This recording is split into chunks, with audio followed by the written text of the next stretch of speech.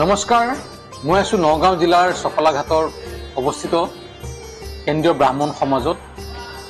বৈদিক চৰ্চা কেন্দ্ৰ বুলিও কয়, সাংস্কৃত টোল বুলিও কয়, তাৰোপৰি শ্ৰী শ্ৰী কৈলাশনাথ মন্দিৰ বুলিও কয়। গতিকে কেইবাটাও নামেৰে জনাজাত এই ঠাইখিনি খুবেই আহি ভাল লাগিছে। এটা সাংঘাতিক আধ্যাত্মিক পৰিৱেশ, লগতে তাতে নাগ পঞ্চমী উপলক্ষে যি মা মনসা পূজা চলি আছে, সঁচাই খুব ভাল লাগিছে। অসমৰ বিভিন্ন প্ৰান্তৰ পৰা বিভিন্ন ধৰণৰ আহি উপস্থিত হৈছে আৰু স্বতঃস্ফূৰ্তভাৱে আহিছে সকলো ভক্ত। যি আয়োজক আছে তেওঁলোকে কাৰো পৰা তেনেধৰণৰ দান বৰঙণি লোৱা নাই, কিন্তু সকলোৱে স্বতঃস্ফূৰ্তভাৱে তাতে যোগদান কৰিছে আৰু খুব সুন্দৰভাৱে এই পূজাখনি আৰম্ভ হৈছে।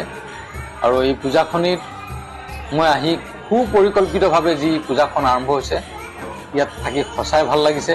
আৰু এই পূজাভাগ অকল মা মনসা পূজাই নহয়, শিৱ পূজা এভাগো চলি আছে, বিষ্ণু পূজা এভাগো চলি আছে, চন্দিকা পাঠ চলি আছে।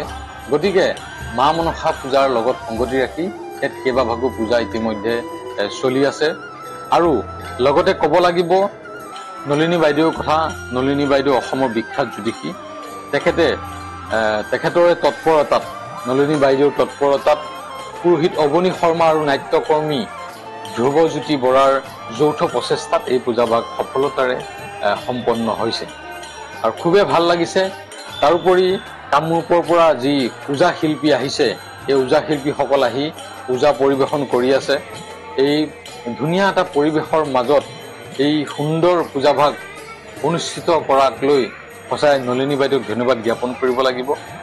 লগতে যি পুৰোহিত অৱনী শৰ্মা ডাঙৰীয়া আৰু নাট্যকৰ্মী ধ্ৰুৱজ্যোতি বৰা ডাঙৰীয়া, তেওঁলোককো ধন্যবাদ জ্ঞাপন কৰিব লাগিব ইমান সুন্দৰ এভাগ পূজা আয়োজন কৰাৰ বাবে।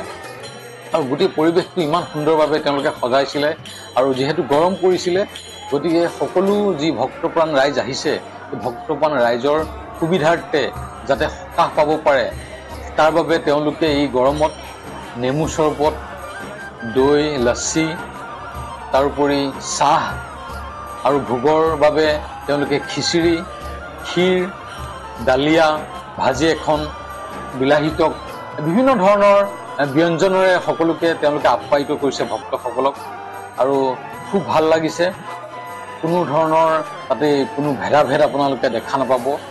যিয়ে আহিছে তেওঁলোকক মাতি মাতি তেওঁলোকক চৰবত খুৱাইছে, মাতি মাতি ভোগ খুৱাইছে, মাতি মাতি প্ৰসাদ দিছে। আৰু বাইদেউহঁতক, যি নলিনী বাইদেউ হওক বা পুৰোহিত অৱনী শৰ্মা ডাঙৰীয়া আৰু ধ্ৰুৱজ্যোতি বৰাদা, তেওঁলোকে সকলোৱে যি ভক্তপ্ৰাণ ৰাইজ উপস্থিত হৈছে, তেওঁলোক প্ৰত্যেকজনকে তেওঁলোকৰ কিবা অসুবিধা পাইছে নেকি সুধিছে, তেওঁলোকক সুন্দৰভাৱে মাত দিছে, তেওঁলোকক বহাইছে, তেওঁলোকক খুৱাইছে। আৰু লগতে এই পূজাৰ লগত সংগতি ৰাখি এই যে ওজা শিল্পীসকলক মাতিছে, এয়া এক সাংঘাতিক কথা। খুব ভাল লাগিছে, কাৰণ ওজা সংস্কৃতিটো আমাৰ বৰ্তমান খুব কমেই দেখা পোৱা যায়। বিশেষকৈ নগাঁও ফালে খুব কম ওজাসকলক মাতি এই অনুষ্ঠান পৰিৱেশন কৰিবলৈ দিয়া দেখা যায়। কিন্তু তেনেস্থলত তেওঁলোকে কামৰূপৰ পৰা তেওঁলোকক মাতি আনি এই ওজা যি ৰাইজৰ মাজত ওজা প্ৰদৰ্শন কৰিবলৈ দিছে, এয়া সাংঘাতিক যোগাত্মক কথা আৰু খুব ভাল লাগিছে। যিহেতু আমাৰ এটা সংস্কৃতি, ওজা সংস্কৃতিটো আমাৰ অসমীয়াৰ এটা খুব ভাল লগা সংস্কৃতি। গতিকে এই ওজাক মাতি আনি এই সুন্দৰ ব্যৱস্থা কৰাৰ বাবে খুব ভাল লাগিছে। এয়া দেখিছে তেওঁলোকে সকলোকে কি ধৰণে সুন্দৰভাৱে নেমু পানী যোগান ধৰি আছে। যিসকলে চেনি খাবলৈ বেয়া পায়, তেওঁলোকক মিঠৈৰ দ্বাৰা নেমু পানী তেওঁলোকে খুৱাই আছে, নেমু পানী আপ্যায়ন কৰিছে। কাষতে এয়া দৈ তেওঁলোকে দি আছে। যিসকলে নেমু পানী নাখায়, তেওঁলোকক ঠাণ্ডা দৈ, দেহটো শীতল পেলাবৰ বাবে দৈ এগিলাচ খুৱাই আছে। আৰু ইমান ভক্তপ্ৰাণ ৰাইজ আপোনালোকে দেখিছে, যথেষ্ট ভক্তপ্ৰাণ ৰাইজ ইয়াত উপস্থিত হৈ আছে। আৰু এয়া ওজা শিল্পীসকলে তেওঁলোকৰ ওজা প্ৰদৰ্শন কৰি আছে।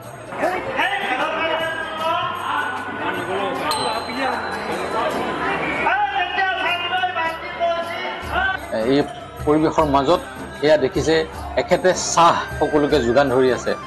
চুজিৰ লাড়ু, চাহ সকলোকে যোগান ধৰি তেওঁলোকে সকলো সময়তে, এনে নহয় যে অকল তাত জড়িত মানুহসকলক দিছে বা তেনেকুৱা নহয়, সকলোৰে বাবে সমানভাৱে সকলোকে দিছে।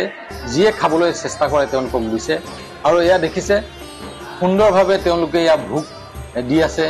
এই যি ডেকাসকলে সকলোকে ভোগ প্ৰদান কৰি আছে, খিচিৰি দি আছে, ক্ষীৰ দিছে, বিভিন্ন ব্যঞ্জনেৰে খুব সুন্দৰভাৱে ভোগ দিছে। ময়ো খালোঁ, খুব ভাল লাগিল, সঁচাই ভাল লগা এটা পৰিৱেশ। আৰু এই অনুষ্ঠানটো চিৰযুগমীয়া হওক তাৰেই কামনা কৰিছোঁ। প্ৰত্যেক বছৰে এই অনুষ্ঠানটো হওক, কাৰণ এনে এটা অনুষ্ঠান সঁচাই সেই অঞ্চলটোৰ বাবে গৌৰৱৰ কথা। আৰু এওঁলোক দুজনেই এই সকলোৰে বাবে ভোগ তেওঁলোকে ৰেডি কৰিছে, সাজু কৰি তুলিছে। খুব সুন্দৰভাৱে খিচিৰি বনাইছে, চব্জি বনাইছে, পায়স বনাইছে, দালিয়া বনাইছে। ইমান সুন্দৰভাৱে তেওঁলোকে বনাইছে, প্ৰত্যেকটা ব্যঞ্জন ইমান সুস্বাদু কৰিছে। গতিকে তেওঁলোককো কিন্তু ধন্যবাদ জ্ঞাপন কৰিব লাগিব। ইমানবোৰ মানুহৰ বাবে ইমান সুন্দৰভাৱে, ইমান সুস্বাদুভাৱে যি তেওঁলোকে বনাইছে, সঁচাই তেওঁলোকক ধন্য মানিছোঁ। আৰু বাইদেউহঁতৰ মনৰ কথা জানিম, পুৰোহিত দাদাৰ মনৰ কথা জানিম যে এই অনুষ্ঠানটো পাতি এই অনুষ্ঠানটো কেনেকুৱা লাগিছে। আহক, এয়া হ'ল ধ্ৰুৱজ্যোতি দা। নমস্কাৰ। আপোনাৰ চেনেলৰ জৰিয়তে সদৌ অসমবাসী ৰাইজলৈ আমাৰ হিয়া ভৰা শ্ৰদ্ধা জনাইছোঁ। মা মনসাই সকলোৰে মংগল কামনা কৰক। আচলতে আমাৰ এই কৈলাশনাথ মন্দিৰ ভাগত যি মন্দিৰ ভাগ জ্যোতিষ আচাৰ্য নলিনী ভট্টাচাৰ্য ডাঙৰীয়ানীয়ে ইয়াত আমাৰ সকলোৰে মংগলৰ কাৰণে প্ৰতিষ্ঠা কৰিছিল। তেখেতৰ ঐকান্তিক প্ৰচেষ্টাত আৰু আমাৰ মন্দিৰৰ মূল পুৰোহিত অৱনী শৰ্মা ডাঙৰীয়াৰ একান্ত সেৱাৰ মনোভাৱেৰে যি কালসৰ্পৰ দুখ ইমান দিনে ৰাইজৰ উপকাৰ সাধি আহিছিলে খণ্ডন কৰি, তাৰ ফলশ্ৰুতিতেই আজি মা মনসা পূজাৰ অংকুৰ উখাল মেলিছিলে। গতিকে আজিৰ দিনটোতে আমি বহুদিনীয়া পৰিকল্পনা যে মা মনসা পূজা এভাগ ইয়াত হ'ব লাগে। গতিকে সকলোৰে চিন্তাৰ ফচল আজি এই অনুষ্ঠান ইয়াত আৰম্ভ হৈছে। আপোনালোকে হয়তো দেখা পাইছে ইয়াত চাৰিওফালে উদুলি মুদুলি পৰিৱেশ, লোকে লোকাৰণ্য হৈ পৰিছে। এফালে হৈ আছে মনসা পূজা, এফালে চণ্ডীপাঠ, এফালে শিৱাৰ্চন হৈ আছে, অন্য এহাতে আমাৰ বিষ্ণু পূজা চলি আছে। তাৰ লগে লগে নাম কীৰ্তনৰ পৰা আদি কৰি কামৰূপ জিলাৰ বঙলাৰ পৰা আমাৰ ওজা দলৰ পাৰ্টি আহি সুন্দৰ ওজা পৰিৱেশন কৰি আছে। গতিকে আমি অত্যন্ত আনন্দিত হৈছোঁ, ৰাইজৰ সহযোগিতা দেখি অত্যন্ত আমি আপ্লুত হৈ পৰিছোঁ। এনেদৰে সহযোগিতা আমি সদায় কামনা কৰোঁ। আৰু মা মনসাই সকলোৰে যি দুখ আছে, কালদোষ, সৰ্পদোষ, যিমান দুখ আছে সকলো দুখ নিবাৰণ কৰিব বুলি আমি এই পূজা ভাগৰ দ্বাৰাই সকলোলৈকে শ্ৰদ্ধা জনাই মা মনসাৰ চৰণ তলত সেৱা যাচিছোঁ। আজি আৰু আমাৰ ইয়াত যিখন সাৰ্বজনীন কৈলাশনাথ মন্দিৰ কমিটি আছে, সেই কমিটিৰ পূৰ্ণ সহযোগত তথা অঞ্চলৰ ৰাইজৰ সহযোগত আমি সুন্দৰকৈ অনুষ্ঠানটো এই মুহূৰ্তলৈকে নিয়াৰিকৈ চলাই নিব পাৰিছোঁ। এইটোৱে হৈছে আমাৰ মনত আটাইতকৈ ডাঙৰ সুখৰ কথা। ধন্যবাদ। নমস্কাৰ। মই এই কৈলাশনাথ মন্দিৰৰ মুখ্য পুৰোহিত, মোৰ নাম অৱনী শৰ্মা। এই মনসা পূজা ভাগ আমি বৰ সৌভাগ্যৱান কৰিবলৈ এটা কাৰণে পাইছোঁ যে নলিনী ভট্টাচাৰ্য ডাঙৰীয়ানীৰ জৰিয়তে 2021 চনৰ পৰা ইয়াত একাধিক্ৰমে কালসৰ্প পূজা ভাগ তেখেতৰ বিধান অনুসৰি সংক্ষিপ্ত বিধিৰ দ্বাৰা কালসৰ্প পূজা ভাগ নিয়মিতভাৱে কৰি থকা হৈছে। প্ৰত্যেক দিনে 2খন 3খন বা এখন এনেকৈ ধৰণৰ থাকেই। এই কালসৰ্প দোষখিনি খণ্ডন কৰি আমাৰ এটা মনত ভাৱ আহিল যে কালসৰ্প দোষৰ কৰাল গ্ৰাসিত এই ভক্তপ্ৰাণ ৰাইজসকলৰ মংগলৰ কাৰণে এবাৰ মনসা পূজা, ভগৱতীৰ আশীষ বিচাৰি এবাৰ মনসা পূজা ষোড়শ বছৰে পাতিম বুলি আমি এটা সংকল্পবদ্ধ হ'লোঁ। সেই উদ্দেশ্যে মনসা পূজা ভাগ আমি এতিয়া আৰম্ভ কৰিলোঁ। সদৌ আমাৰ এই অঞ্চলৰ মানুহে নহয়, অঞ্চলৰ মানুহতকৈ গোটেই আমাৰ অসম ভিত্তিত এইটো এটা আলোড়নৰ সৃষ্টি হৈছে। আমাৰ খুব ভাল লাগিছে মানুহখিনি মানে একত্ৰিত হৈ যেতিয়া আমি লগ পাইছোঁ। বহুত বহুত ধন্যবাদ আপোনালোকৰ চেনেলকো, এইখিনি মোক ক'বলৈ। আৰু এই অনুষ্ঠানটো যি হৰ্তা কৰ্তা, যাৰ খুবেই আচলতে যোগদান আছে, খুবেই তেখেতৰ বাবেই এই অনুষ্ঠানটো হ'বলৈ পালে।